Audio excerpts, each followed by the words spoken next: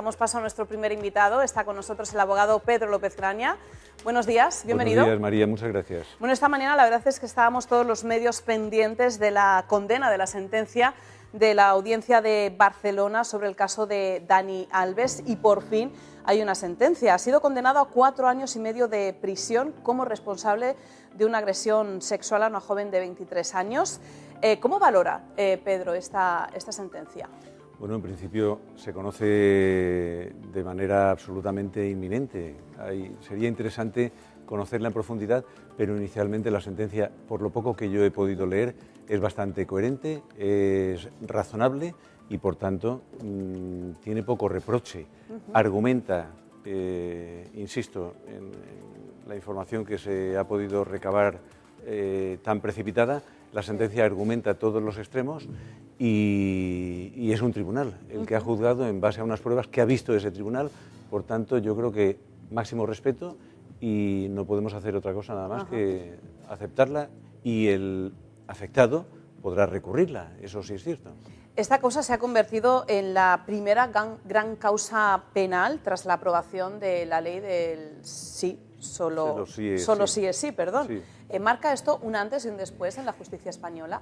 Pues desde mi punto de vista se le ha dado una enorme importancia a esta ley, pero yo creo que no la tiene tanto. Los propios tribunales en esta misma sentencia reconocen que sigue teniendo que demostrarse que ha habido una agresión y que no ha habido consentimiento. Lo que ocurre es que, claro, se tienen en consideración circunstancias. El consentimiento, obviamente, no podemos pedirle a nadie que lleve un notario cuando vamos a tener una relación íntima con otra persona. Pero lo que sí es cierto es que tampoco podemos exigir que cuando hay una agresión sexual el testimonio de la víctima no tenga ninguna validez. El consentimiento ha sido la clave, ¿no?, en esta sentencia, uno de los puntos pero a analizar. El consentimiento siempre fue la clave a lo largo de la historia de una agresión sexual, de una violación. No estamos inventando nada, esta ley no se inventó nada. Hizo un artificio un poco, yo creo que para la galería. Sigue teniendo el mismo valor que anteriormente, cuando antes había una agresión sexual, un abuso sexual, el consentimiento era esencial y ahora sigue siéndolo. Se dice, no, pero es que ahora hay que darlo de manera expresa. Pues sí, pero también hay que probarlo. Aquí la clave siempre está en la prueba. Y la prueba, si solamente hubiera el testimonio del agresor y el testimonio de la víctima y no hubiera más elementos, sería muy difícil y además sería lógico que fuera muy difícil condenar a una persona con dos versiones absolutamente contradictorias. Lo que ocurre es que en este caso y en la mayoría de los casos hay algo más que la versión de la víctima. También hay elementos periféricos. Claro, hay muchas pruebas que corroboran el relato de la víctima. Que hay que destacar que también durante todo este proceso judicial ella no ha cambiado de opinión, se ha mantenido firme en su testimonio, sin embargo Alves ha cambiado hasta en 5 ocasiones de relato. Estás dando en una de las claves de esta sentencia, es decir, no solamente la víctima dice lo que dice, que fue violada, sino que además lo mantiene permanentemente y en cambio el presunto agresor va cambiando. Este es uno de los elementos que digo, periféricos, que permiten a un tribunal, el tribunal no estaba allí. Por tanto, tiene que hacerse una idea, una composición de lugar de qué es lo que ocurrió. Y el tribunal ha dicho, si la víctima desde el primer momento se mantiene en su versión, sin contradicciones significativas, y en cambio el agresor va cambiando de una manera notable, eso ya es un elemento de estos que llamamos periféricos, que corroboran o desmienten a un testimonio. Y como dices, esa es una de las claves. Hay más. Por ejemplo, el hecho de que la víctima dijera me arrodilló en el suelo y resulta que tenía ciertas lesiones en las rodillas. El hecho de que al salir tiene una actitud compungida, de tristeza, incluso... Sí, hay testigos del local que la vieron. Los propios guardias de seguridad. Es decir, como digo, yo creo que se le pretende dar, y a lo mejor lo tiene, pero desde mi punto de vista no, una importancia relevante a la ley del solo sí es sí, pero esta sentencia habría sido exactamente igual, en mi opinión, sin esta ley del solo sí es sí. ¿Cuáles son esas circunstancias atenuantes que han hecho o pueden hacer que Alves, en todo caso, entrara en prisión, ¿no? Porque hay una condena de 4 años y medio, sí, ha estado un año y un mes, y bueno, hay quien dice, ¿no?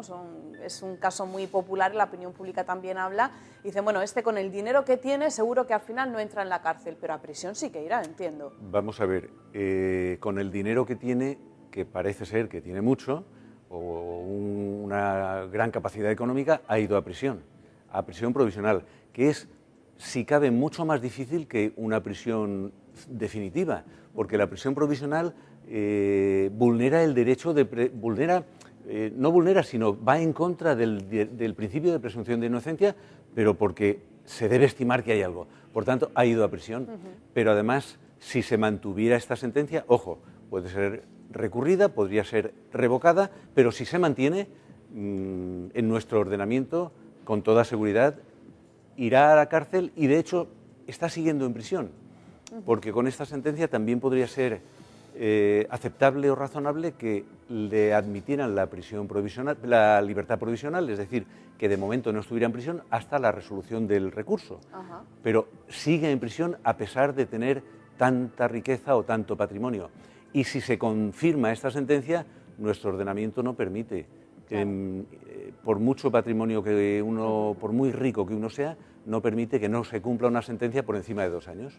La Fiscalía le pedía inicialmente 9 años, la acusación particular 12, se ha quedado en 4. Yo creo que le ha salido bien la historia, ¿no? Todo depende de quien lo mire. A él probablemente no le parecerá muy bien, pero a cualquiera desde fuera nos parecería razonable.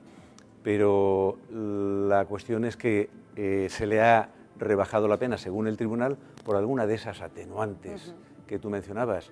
Una de ellas no se le ha aceptado, el tema de la embriaguez, haber tomado alcohol, no se le admite porque considera el tribunal que no se ha probado que influyera en su comportamiento. Pero otra se le ha aceptado y es bastante razonable que se le acepte, la reparación del daño, es decir, ha indemnizado, ha pagado a la víctima todo lo que reclamaban, que es una cantidad importante. 150.000 euros. Es una cantidad muy importante teniendo en cuenta el común de las indemnizaciones que se suelen dar en estos casos. Por tanto, ese pago lo que hace es no eximirlo del delito, no eximirlo de la condena, pero sí permite que se le pueda rebajar la posible condena a la que lo podrían haber condenado. Y cumplida la condena, luego tendrá una pena de libertad vigilada durante 5 años. Sí, va a tener que estar sometido... Y una orden de alejamiento también. Claro, sobre la víctima. Está la pena en sí mismo y luego otras medidas accesorias. Entre esas medidas está una orden de alejamiento que ahora también parece no solo razonable, sino importante y conveniente que se imponga y, como digo, luego habrá que supervisar esa libertad posteriormente a su cumplimiento. Vamos a escuchar, Pedro López Graña, al abogado, la abogada, de la víctima. Este era el testimonio justo después de conocerse la sentencia. Nada, hay que evaluar la sentencia, hay que estudiarlo bien, nos queda tiempo para poder revisar todo, estamos satisfechos porque al final es una condena que reconoce lo que hemos sabido siempre, la verdad de la víctima y el sufrimiento que ha habido, con lo cual en ese aspecto debemos estar satisfechos y contentos por ella y por todas y nada, tenemos que acabar de revisar si el contenido completo de la sentencia, si la gravedad de la pena se ajusta a la gravedad de los hechos que pasaron. ¿Cree, Pedro, que el hecho de que haya sido un caso tan mediático con una persona conocida como es el futbolista Dani Alves ha repercutido en el proceso judicial? Personalmente creo que el tribunal ha sido bastante equilibrado desde mi punto de vista. Equilibrado teniendo en cuenta los hechos, es decir, la gravedad de la imputación, esas contradicciones que había en el testimonio, algunos elementos accesorios. Yo, sinceramente, creo que se ha actuado, desde mi punto de vista, con bastante pulcritud.